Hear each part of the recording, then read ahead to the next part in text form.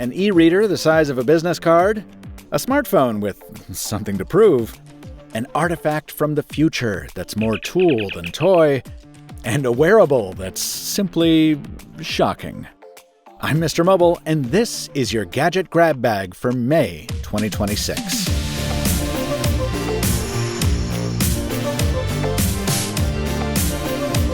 What, only 4 gadgets this time around, Mr. Mobile? Yeah, I know.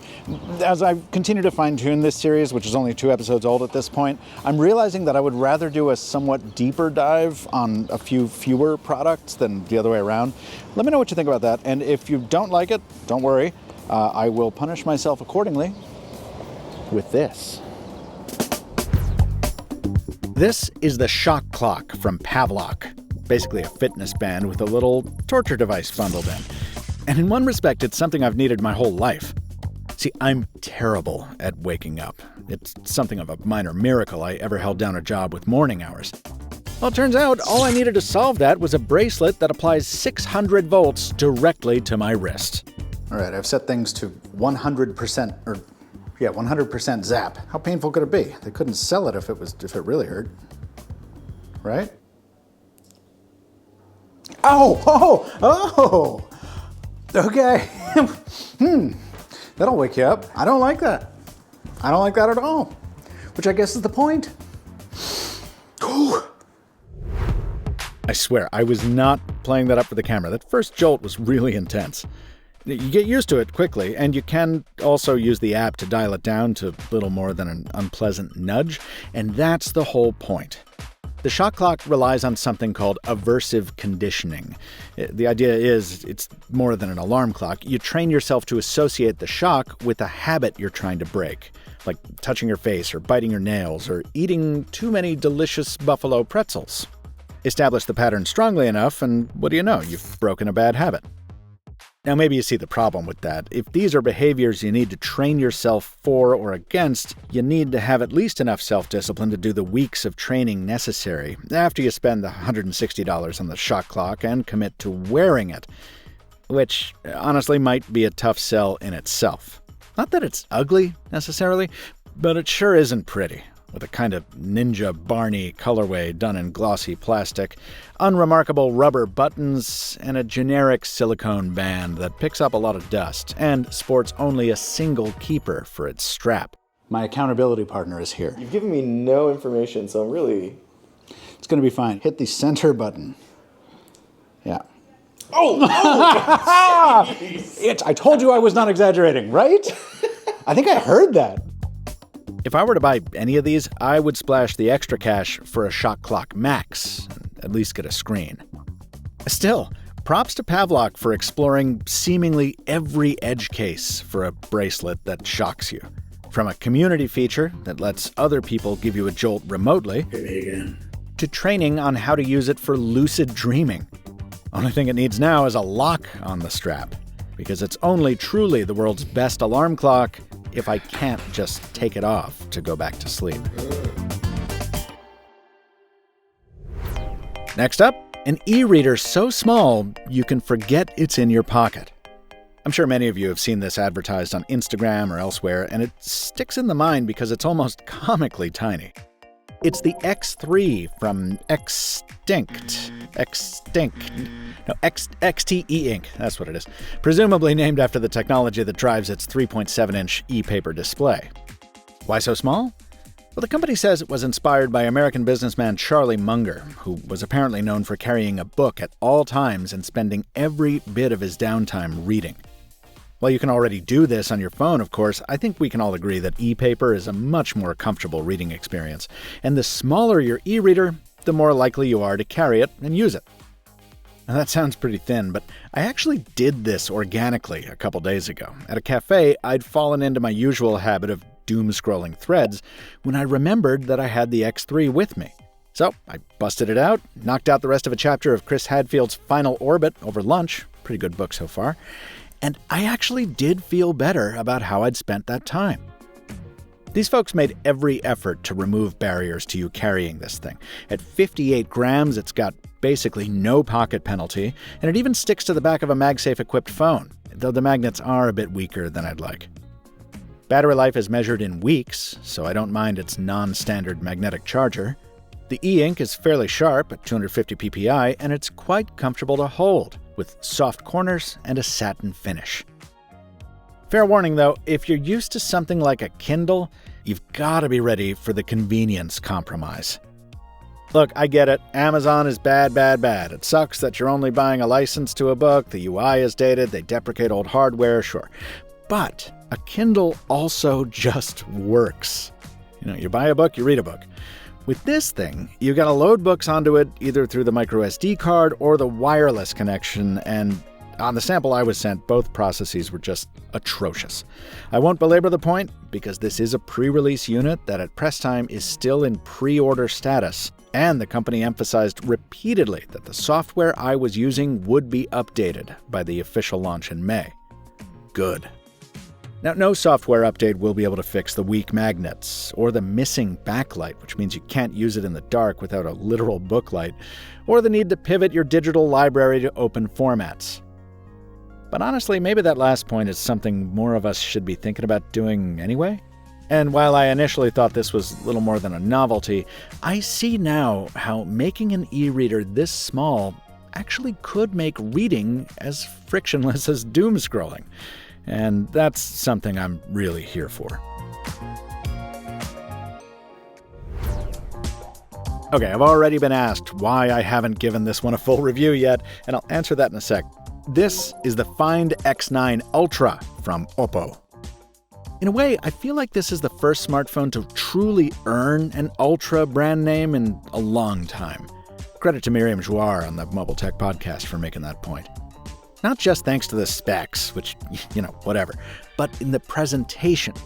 The Tundra Umber colorway I was sent is a tactile, distinguished, direct homage to a camera from Oppo's optics partner Hasselblad.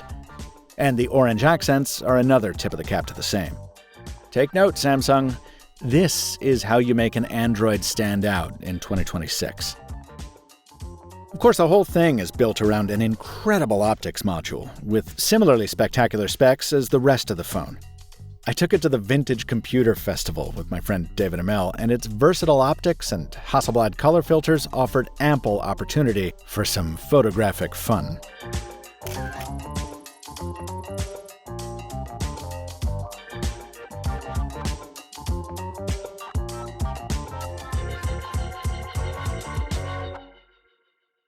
Now, as you may recall, I just reviewed the Leica phone by Xiaomi, so there was one immediate disappointment I found on the Oppo. Despite having a knurled edge on its camera crater, there's no tactile rotation on the Find X9 Ultra. And personally, I preferred the Leica color filters and design to Hasselblad's.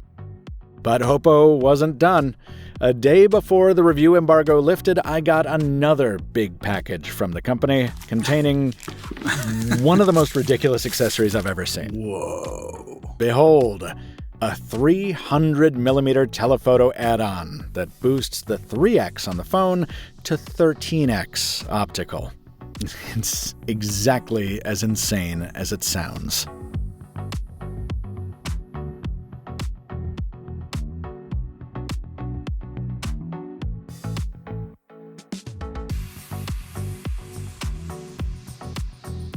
Now, this is optically impressive, but it's insane in bad ways, too. It's huge, it's heavy, and it gets in the way of the other cameras when it's attached. To me, it feels, more than anything, like a stunt. But the case it latches onto keeps pace with that Xiaomi job I loved from the Leica phone. Even though the Oppo connects via Bluetooth instead of USB, it's got a more responsive zoom toggle. It's also just as comfy, at least as good-looking, and it has options for a tripod mount. Oppo really didn't miss a trick here. Now, if I talk any more about this thing, it's going to turn into a review, so if that's what you want, sound off down below. But you can probably imagine what I'd say, right? Great camera, awesome hardware. Why is there a camera control? It's just as annoying as it is on the iPhone. All of it is undermined by some of the least original iPhone emulating software around. Why is a stock wallpaper Satya Nadella? What? And it carries a price tag I'd rather spend on a foldable. Fortunately, I have covered one of those from Oppo pretty recently, and it's just as impressive. Go give it a gander after my final entry in this episode, this treasure from the future. Captain's log, stardate 2604.22. In accordance with interstellar law, I just talked about a phone for a few minutes, so now you have to let me talk about Star Trek. It's in the rules and regulations. Read them.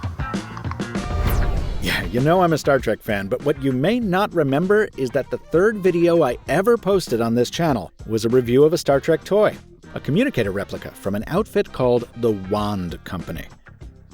Well, 10 years later, that same company is back with a companion to carry alongside that communicator, a replica of the Tricorder from the same original series. In the world of the show, the crew carried these to help them explore all those strange new worlds by scanning and taking measurements. Recording, sir. And what's interesting is this replica does some of that too. Depending on which disk you insert into its active drive, you can detect electromagnetic fields, or record barometric pressure and ambient temperature, or navigate by compass. The Tricorder can give you information about nearby planetary bodies, display archived news stories from our future's past, and, as you've heard, it can also record and play back personal and official log entries. Captain's log, stardate 5431.4. For 15 hours and 20 minutes, we have been following the ion trail of the spaceship that has Spock's brain. Time left to us, 8 hours and 40 minutes. Find my brain while you're at it. You don't need to be able to tell the constellation from the Enterprise to appreciate a product like this, because it's built with incredible attention to detail.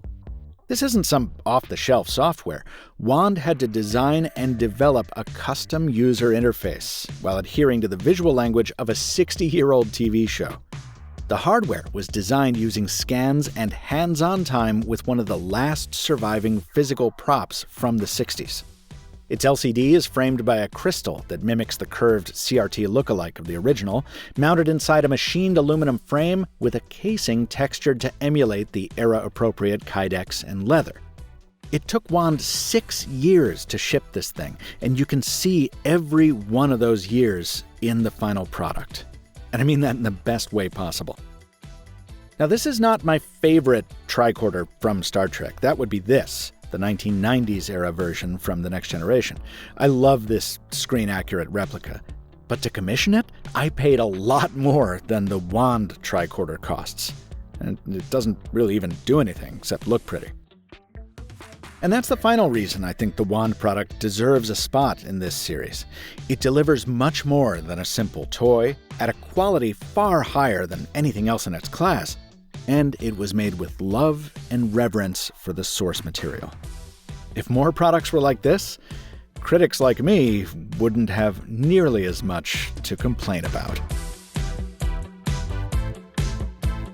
And that's it for episode 2 of the Gadget Grab Bag, friends. Disclosure, with the exception of the tricorder, all these products are review samples from their respective manufacturers.